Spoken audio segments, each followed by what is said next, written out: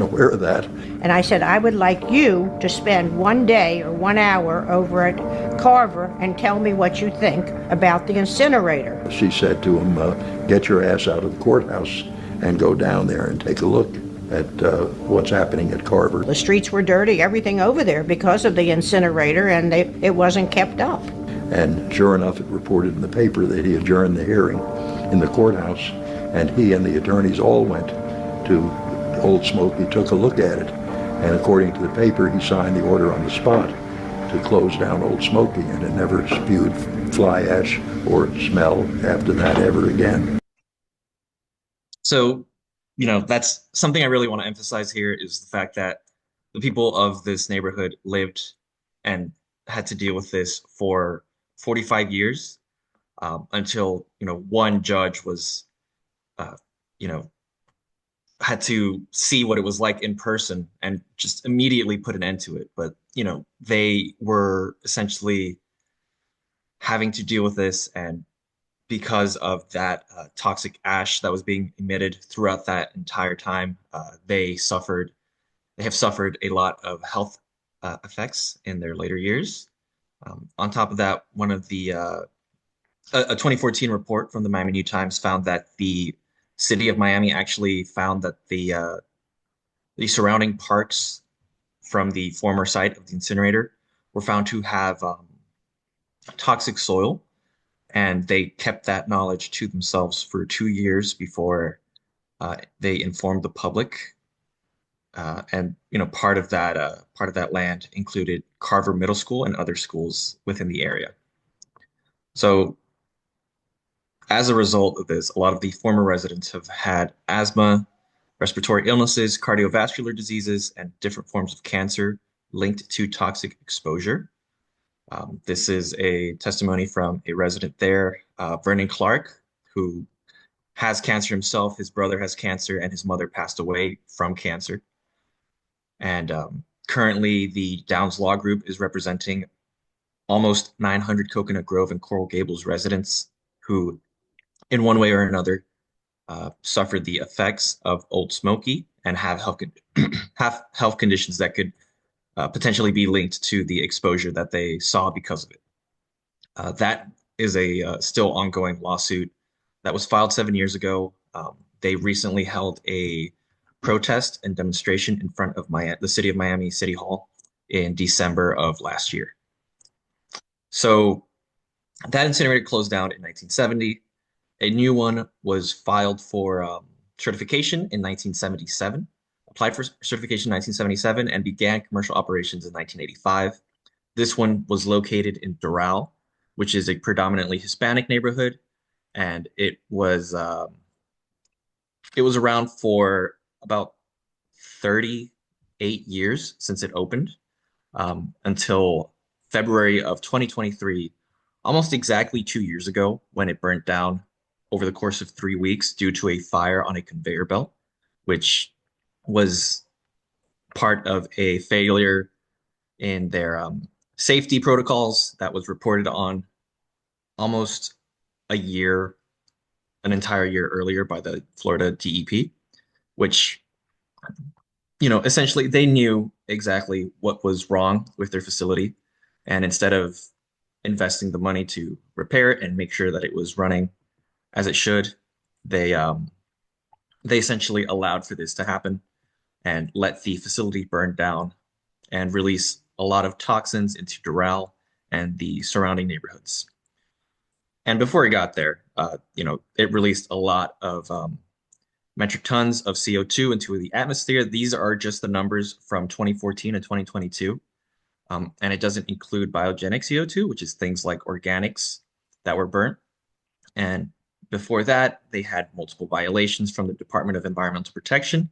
They were fined hundreds of thousands of dollars for their failure to properly run the facility, and just was a lot. They had a lot of failures in operating it to the standard which they were meant to.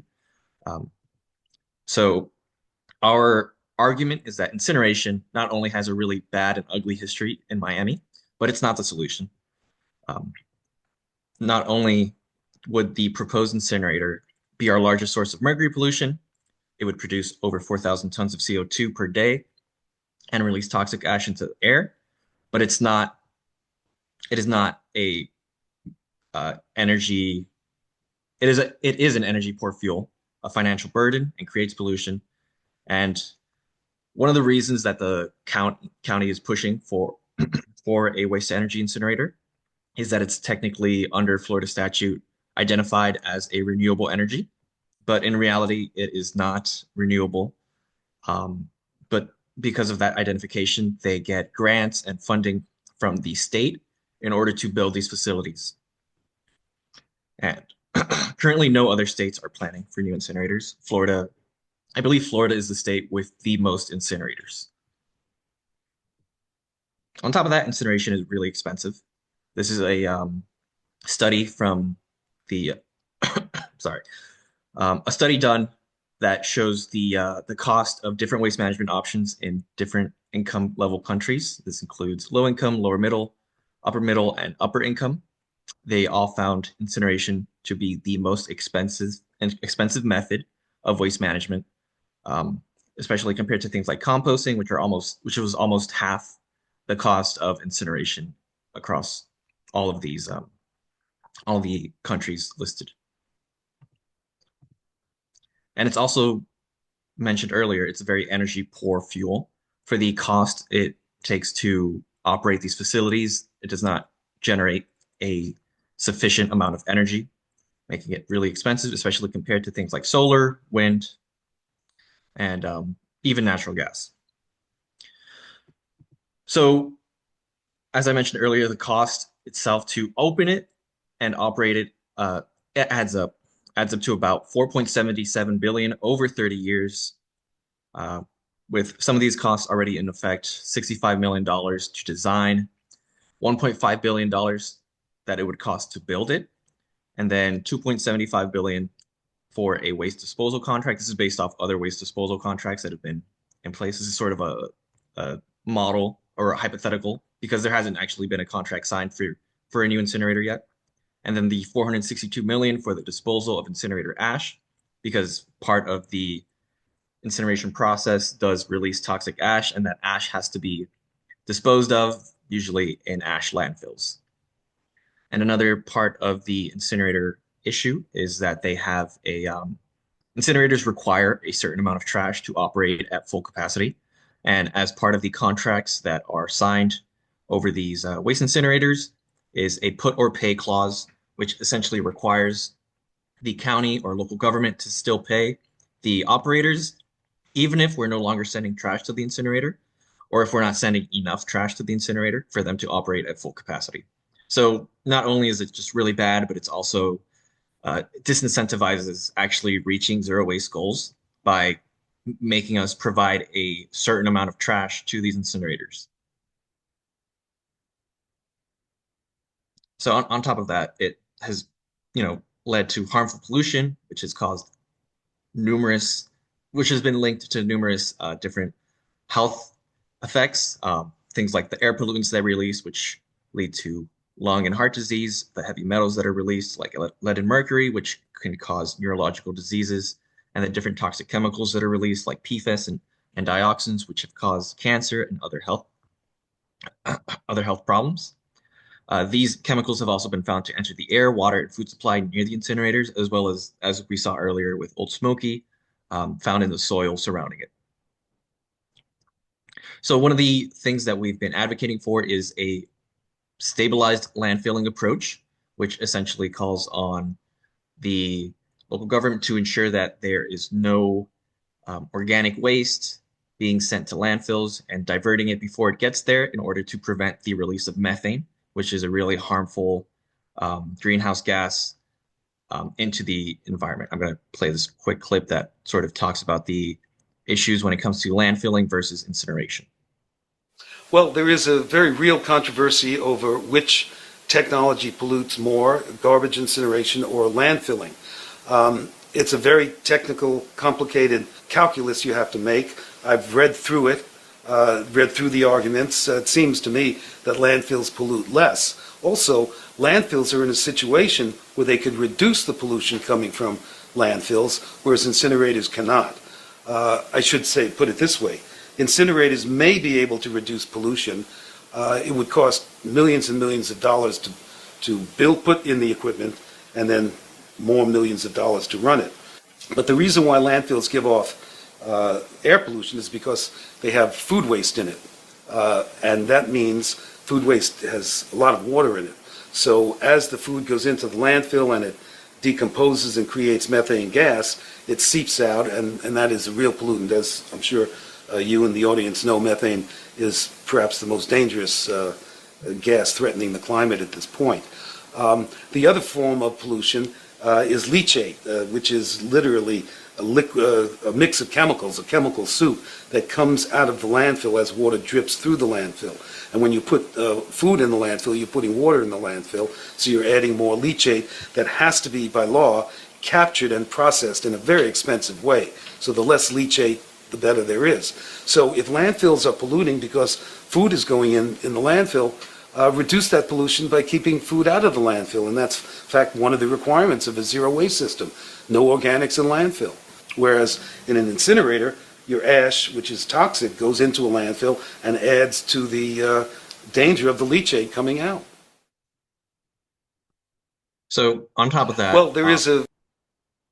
it's also, this is a case study done from a Montgomery County's resource recovery facility, which is their incinerator, was found to be 3.2 times as harmful compared to landfills for the health and environment of the surrounding community.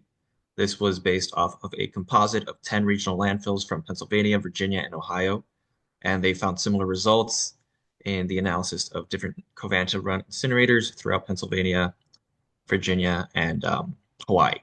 So this chart here shows that the incinerator has a overall health cost per ton of $259 compared to the landfill, which is $80 per ton. This is made up of the impacts of eutrophication, acidification, ecosystem toxicity, ozone depletion, the toxic released, the smog formed, and particulate matter, as well as greenhouse gas, which makes up the largest chunk for both of these. But overall, there's a significantly smaller makeup of the other factors besides greenhouse, even with greenhouse gas in the landfill comparison. On top of this, incinerators are around for a long time once they're built, generally 30 years. Most contracts are around 30 years.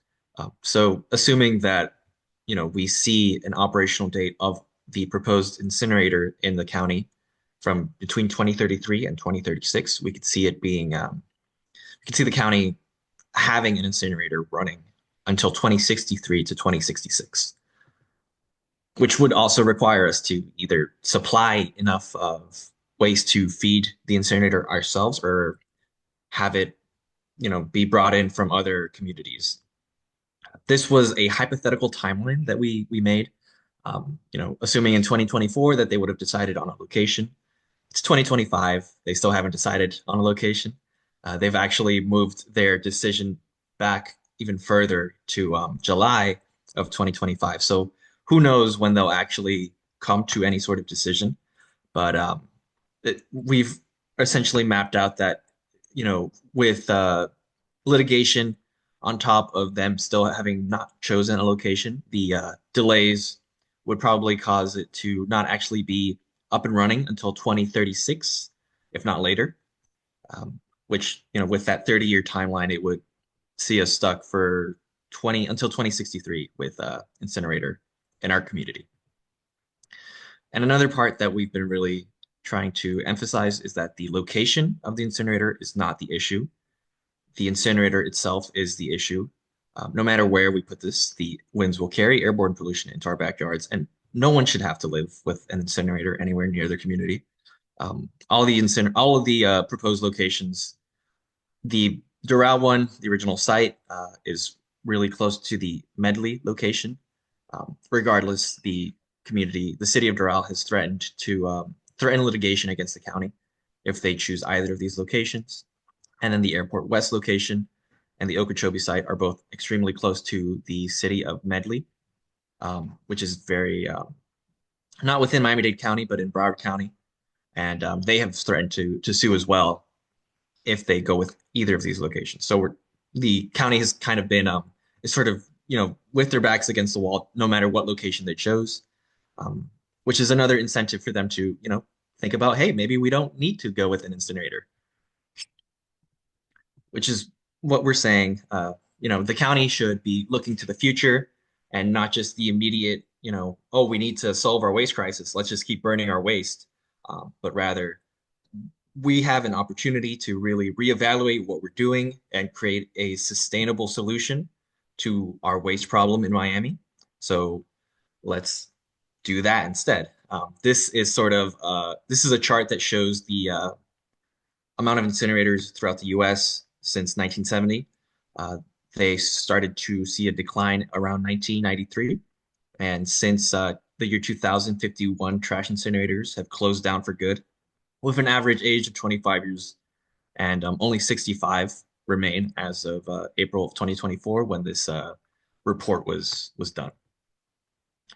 So if incineration isn't the solution, what is? Well, that's where zero waste comes in. And zero waste is, if you're not familiar, defined by the Zero Waste International Alliance, which is sort of the authority on zero waste. It is the conservation of all resources by means of responsible production, consumption, reuse, and recovery of products, packaging, and materials without burning and with no discharges to land, water, or air that threatens the environment or human health. And this is a definition that has been adopted by many different governments or governmental agencies throughout the world, really. And they also have their own waste hierarchy, which puts incineration and waste energy at the absolute bottom, unacceptable, and should not be used as part of any sort of waste management methods. The top three being rethink, redesign, reduce, and reuse, and then recycling/compost, material recovery, and residuals management, which is like stabilized landfilling and biological treatment.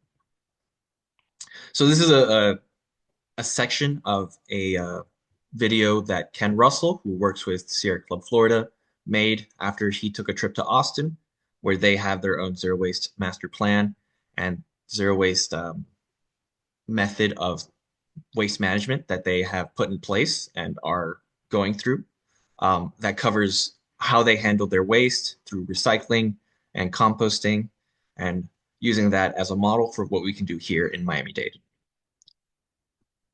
Have figured it out. So I wanted to go to Austin and figure out, what do they know that we don't know? And how have they evolved their landfilling to be considered environmental versus incineration? And the key is getting the organics out of your landfill. What causes the methane is the breakdown of organic material in the landfill. So you got to take things out. And the first and easiest thing to take out is your recycling. So a really strong and robust recycling program starts at your house and your curb. And even if you're not great at separating, this is called an MRF, an MRF. It's a material reclamation or recycling facility. And what they do is separate. They first pull the glass out. It's the easiest to separate. They have magnets moving the ferrous metal out. They have optical sorters, which are viewing. Now, when you see people working here, they're not the primary source of separation. They're spot checking. They're doing quality control. Most of this true separation is happening through optical lenses that are recognizing the different materials, and then either using vacuums and blowing or sucking. You can see how it's pulling one thing up and some things go down.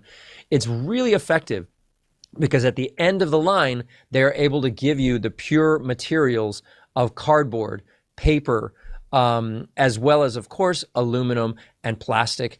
And so this is really effective, and it is very cost effective as well. I talked to them because even here in the city of Miami is thinking about canceling out its recycling program altogether, and the county has implied that could be illegal. But the question is why? And if the argument is that it's too expensive or that or that people contaminate too much, well, then we've got to really look at what's going on here, because this vendor's getting it right, and every one of their streams is profitable, whether it's plastic, paper, cardboard, aluminum. They're making money on all of it, and only what's absolutely left then goes to the landfill. And that's your recycling portion. So if you can get those out of the mix first, you've reduced your landfill and you're already, of course, recycling and reusing the things that are good, which also helps the environment. So what is the next step? And the most important step of having a clean landfill, it's called composting. We've all heard of it. We all know what it is. But guess what? We don't see it here in South Florida because it is practically illegal by permit and by the department's own regulations. We don't compost here in South Florida. And the good question is why? Because if you can get your organics out of your landfill, there's nothing there that's breaking down to create the methane. There's nothing there that's creating the smell. You've got a much smaller and cleaner landfill that is good for the environment. So the key is composting. Now, this is a place called Organics by Gosh. This is in Austin, Texas, and I did a tour here, and what you're seeing there is not smoke, it's steam. This is heat from inside the pile of compost as it's created, and it's quite a scientific process.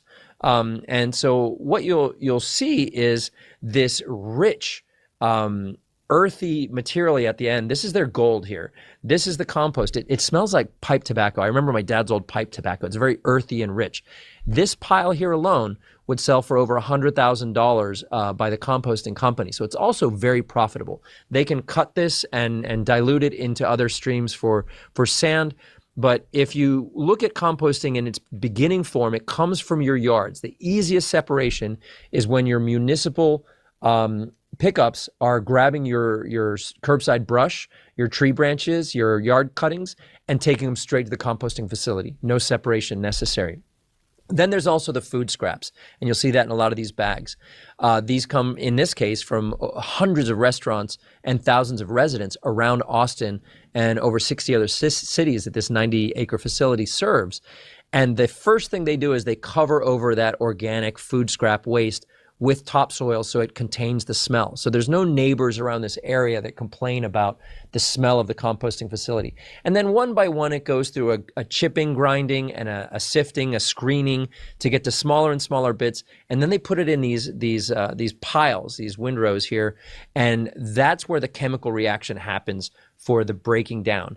Now, people wonder, is this also bad for the environment? Does it have a bad smell? This is all about your vendor. If you've got a responsible vendor composting, there is no smells outside of that initial drop-off area of just before it's covered over.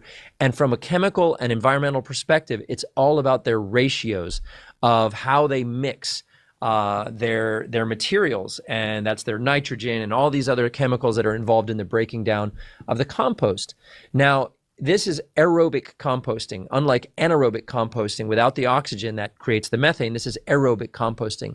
So there is a CO2 off-gassing here, but it's nowhere near what happens in the situation of waste-to-energy incinerators of just straight-up burning garbage.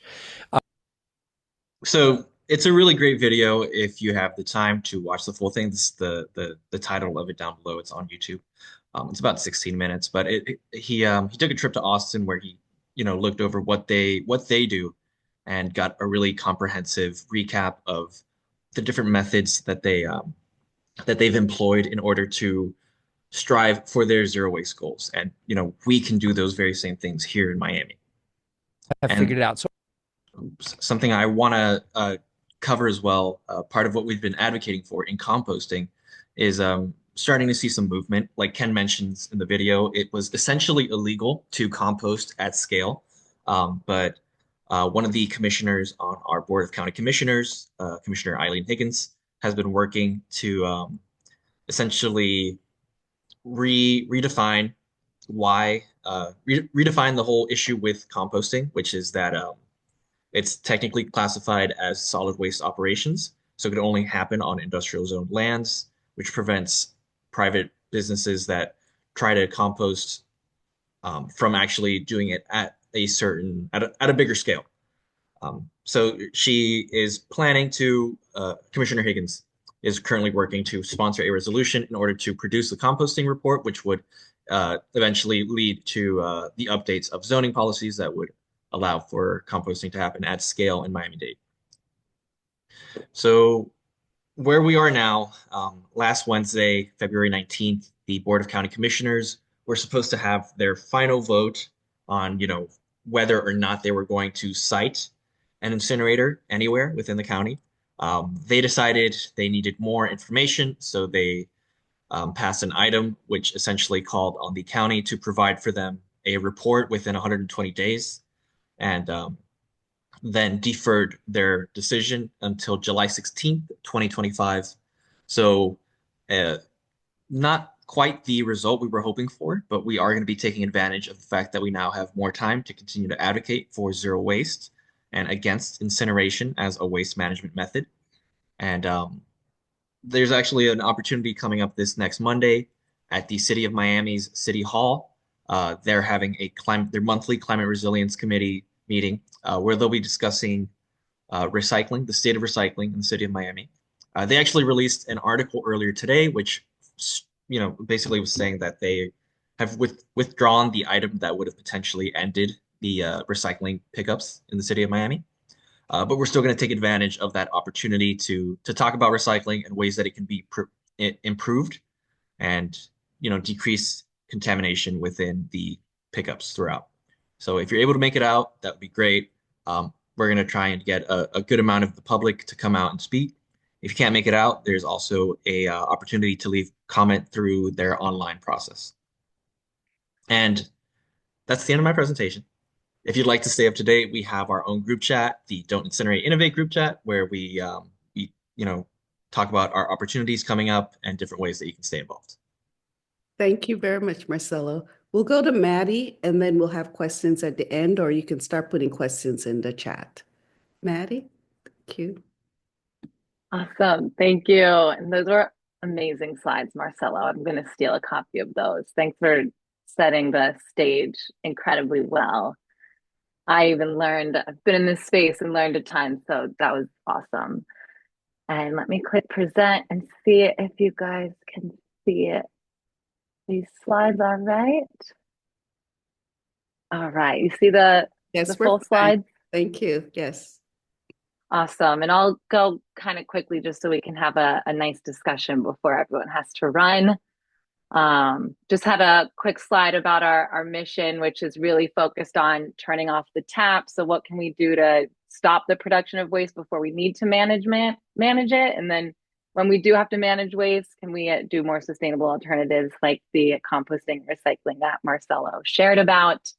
And this is just a little slide about myself and Debris Free Oceans, but I'll just get to the meat of it so we can chat. And so Zero Waste Miami is a newish initiative that we started technically about a year ago. We got the community together to get some feedback of what this should look like and put in an application through NOAA Sea Grant, and kind of trudged along for a few months, which with as much capacity as we could without a large funding source, had monthly meetings, a WhatsApp chat. But fortunately, this funding came in around September, and we've gotten to roll out more formally and really increase our work and activities. And so we define ourselves as a coalition spanning nonprofits, governments, businesses, schools, a cross-sector coalition that's working together to build a circular economy that's focused on reduction, reuse, repair, recycling, and composting. And so Marcelo kind of highlighted, why Miami, but just to reiterate, we are in a waste crisis, as he described. Some things that I don't think came up that are worth mentioning. We produce about double the amount of trash per person per day in Miami, where the national average is about 4.9. And in Miami, we're at about 11 pounds.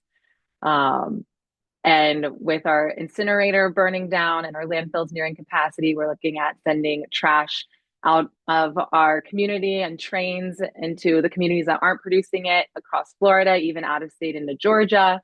And Debris Free Oceans does do a lot of work in the cleanup space. We do the cleanup community removes like tens of thousands of pounds of trash per year from our coastlines, waterways, neighborhoods.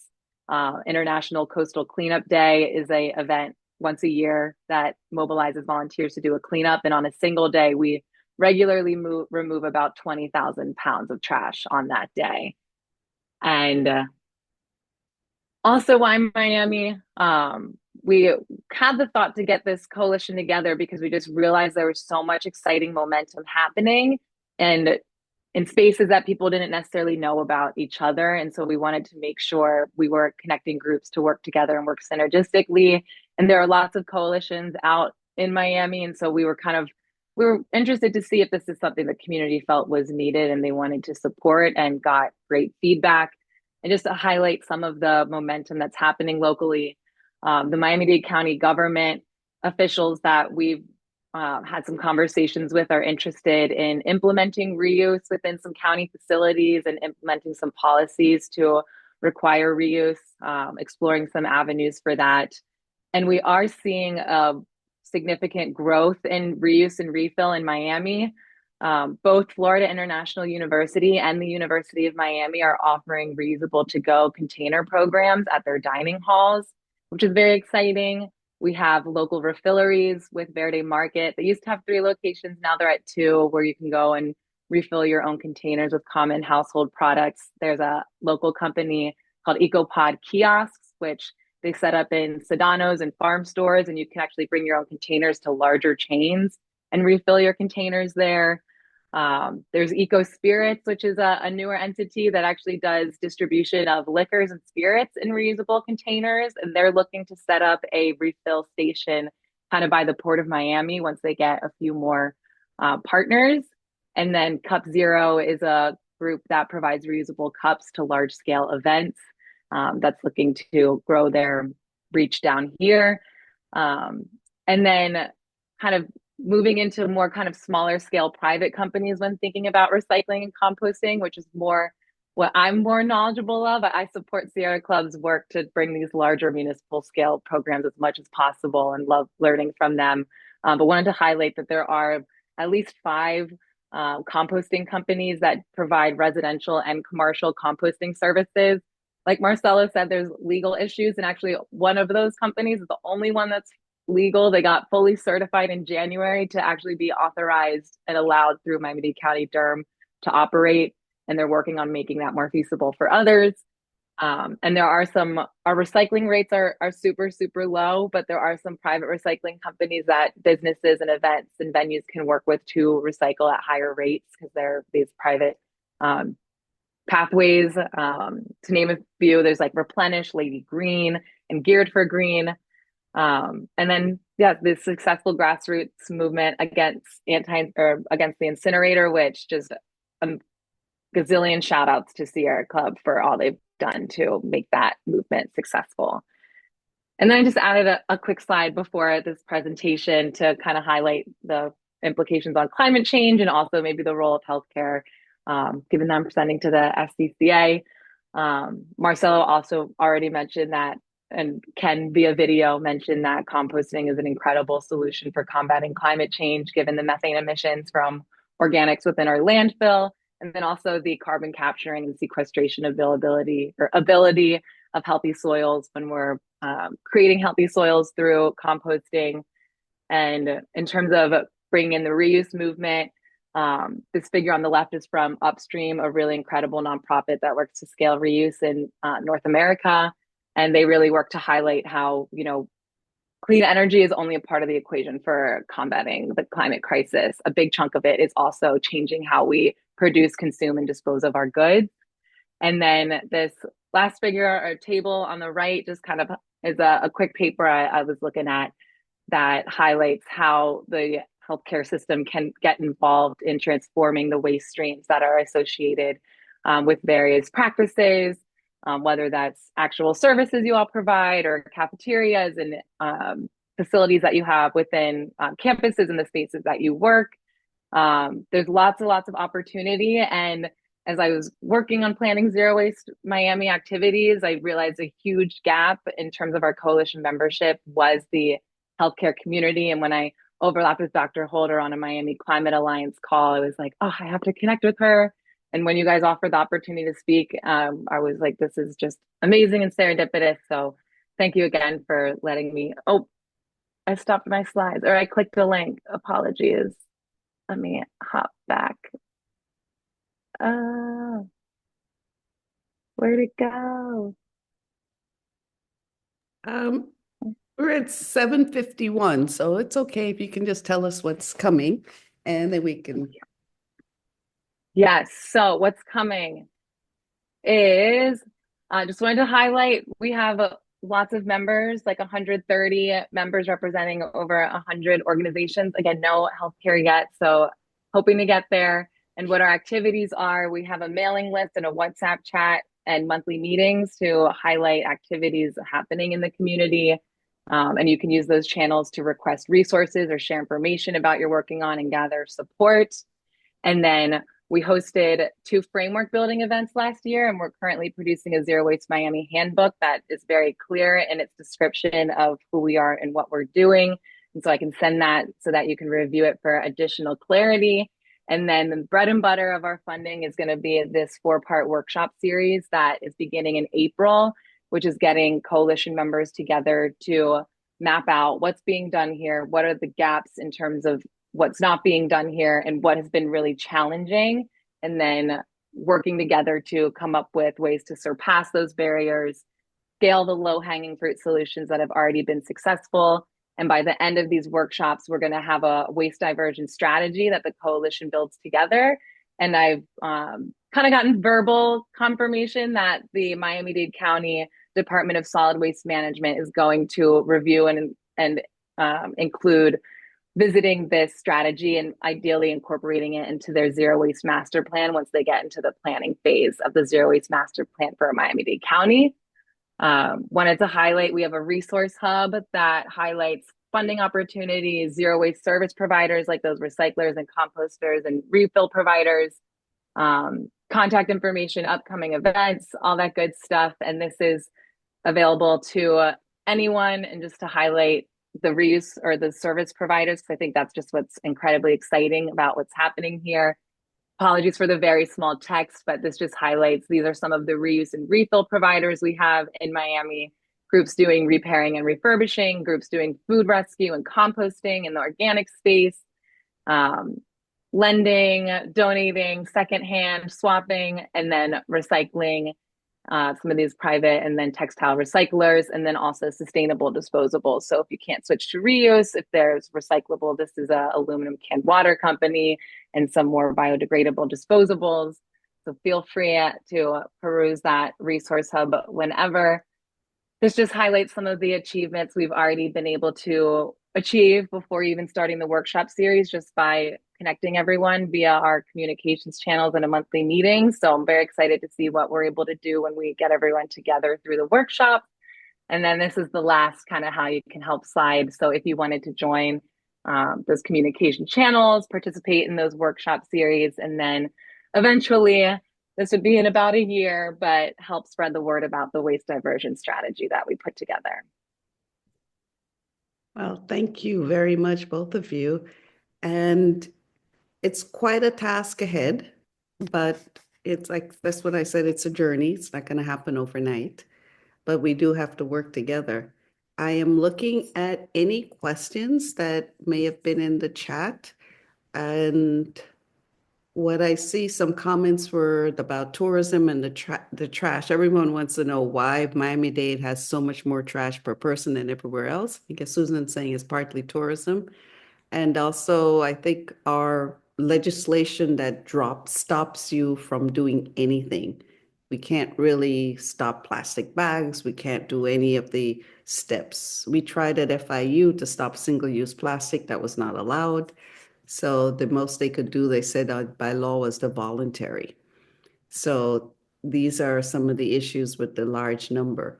The other thing, Dr. Silberger, who could not stay, he wanted to find out with plastics, they've been told the amount of recycle bins exceed the amount that can be recycled. And what to do about this plastics, and just really don't having the capacity to recycle, even if we all did recycle. Any comments on what he says?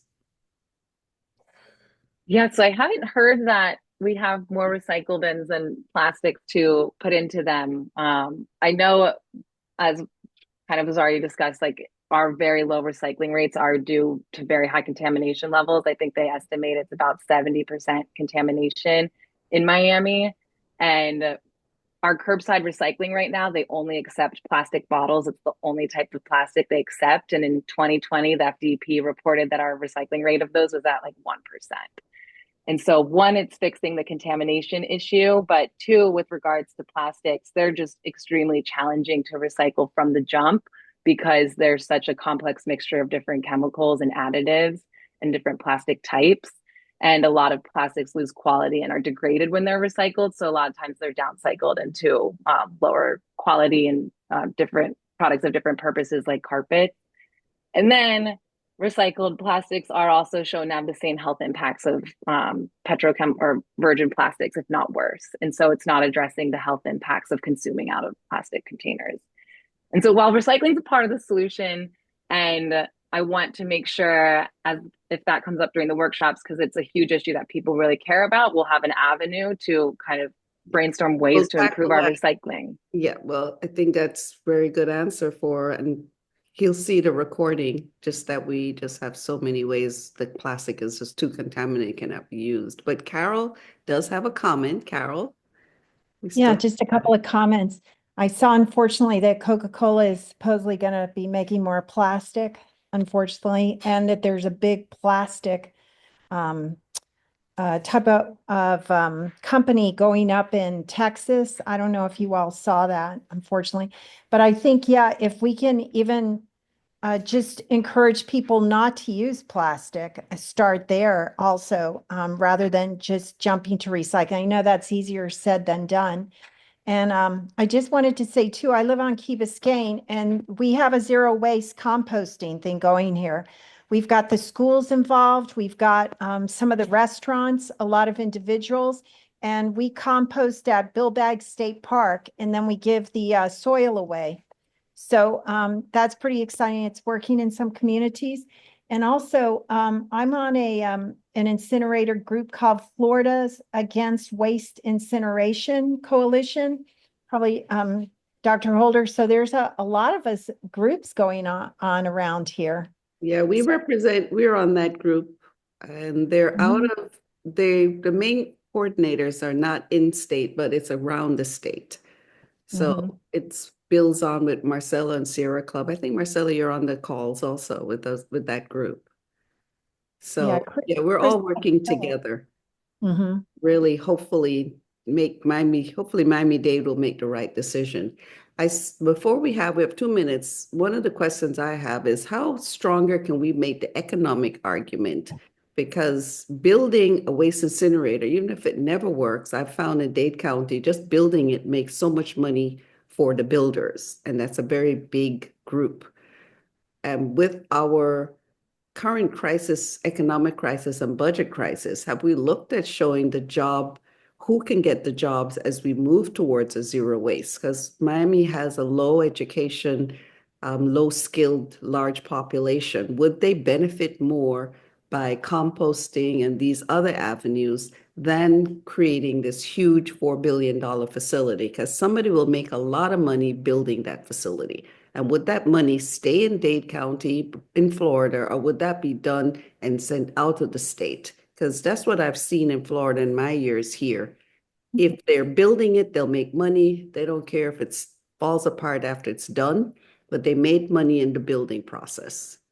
So I don't know what economic argument could be stronger showing why zero waste is an immediate response that makes money that stays in Dade County. Yeah, I think that's a big part of it, of making that argument.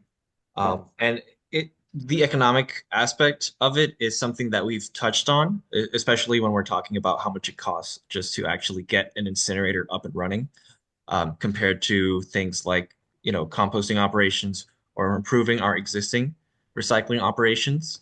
But we can definitely, serve to expand the, rhetoric on the jobs that it would provide for the residents within the county, and keeping that money, kind of investing in the future of our county, and essentially investing in our own residents through these facilities. Yeah, So that's a really great point. one person's cost is another person's opportunity to make money.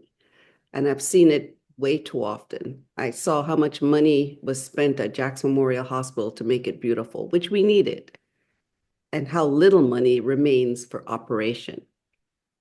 But so we have to really put the arguments in an economic way. And health and wealth all goes together. So I think anything that improves the wealth of the average person in Dade County is improving the health.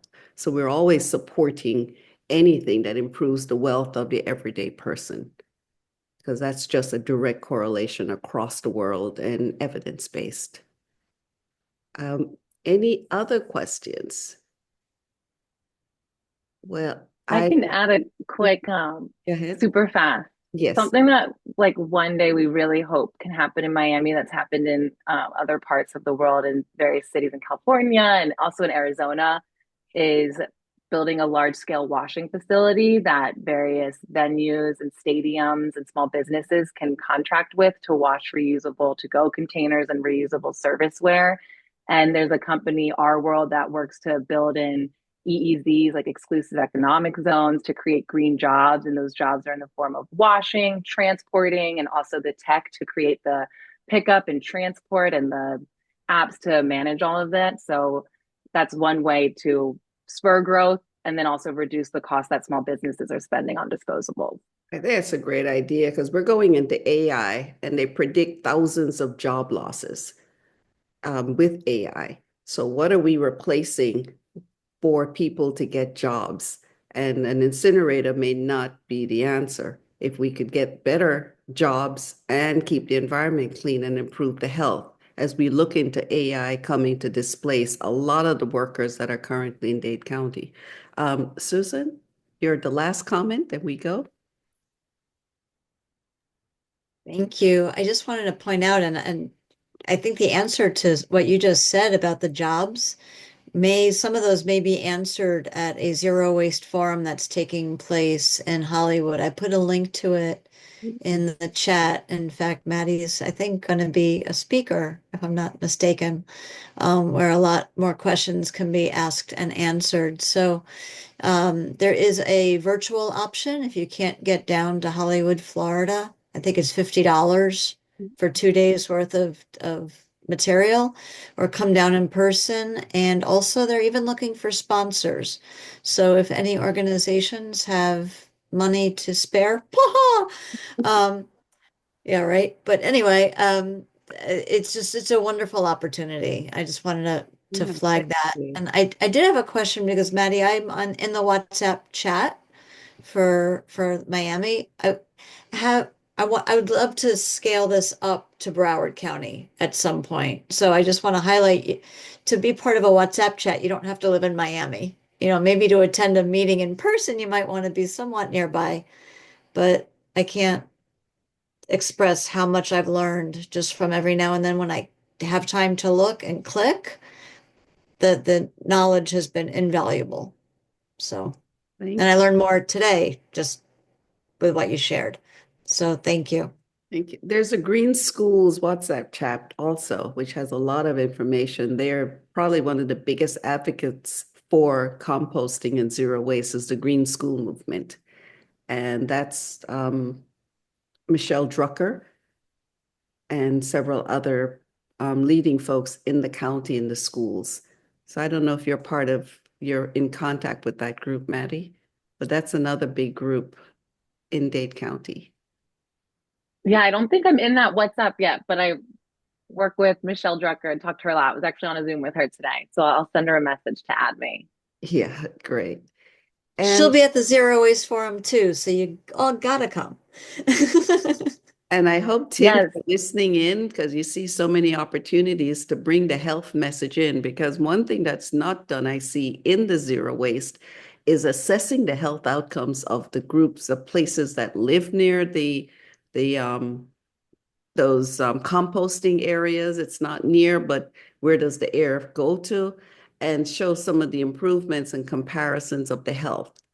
Because we have enough information on what's going on in Incinerator, do we really have evidence that what we're suggesting is more helpful? it's suggestions, but do we have evidence for it? It would be great that that's incorporated in what we do. And that's what FCCA is here to bring that voice to say, use the data, get the health, find out what the community understands, even if they appreciate the change in their quality of life by the composting, by any other way, even participating in composting may improve people's assessment and understanding of the climate and being contact to nature. That improves your overall quality of life because we do see that data. So it'll be good to bring the health message and the health data collection in what we do. Anything else? No. Well, thank you, everyone. We usually do for advocacy one thing. We'll put it on our board. But what Neville is here, so I won't forget. We are calling all the legislators in Central Florida, and this is one area because they are not going into Incinerator, but Broward is definitely looking at Incinerator, and I'm not sure what the decision was made. So it's important that we add this to our list of things that we talk about when we go to our legislators and let them know the health impacts. So please. I want to add, Mhm. not Yeah, only Broward, but Palm Beach County is also looking at incineration. So it's yeah, a really, this decision in Miami could potentially have a domino effect. If we're able to, push back on incineration, get that to happen in Broward and Palm Beach County as well. yeah. Thank you, thank you. Anything else? Nope, we did pretty well. 8:07, we only went 7 minutes over. I thank you. Please follow us on FL Clinicians on Instagram. We're Florida Clinicians for Climate Action on Facebook. We'll put some of this information up on our pages. And we encourage everyone that every climate solution is a health solution. And if there's one thing we say as docs, eat mainly plants. With that, good night. Thank you. Good night. Thank you. Good night. Thanks for having us. Bye.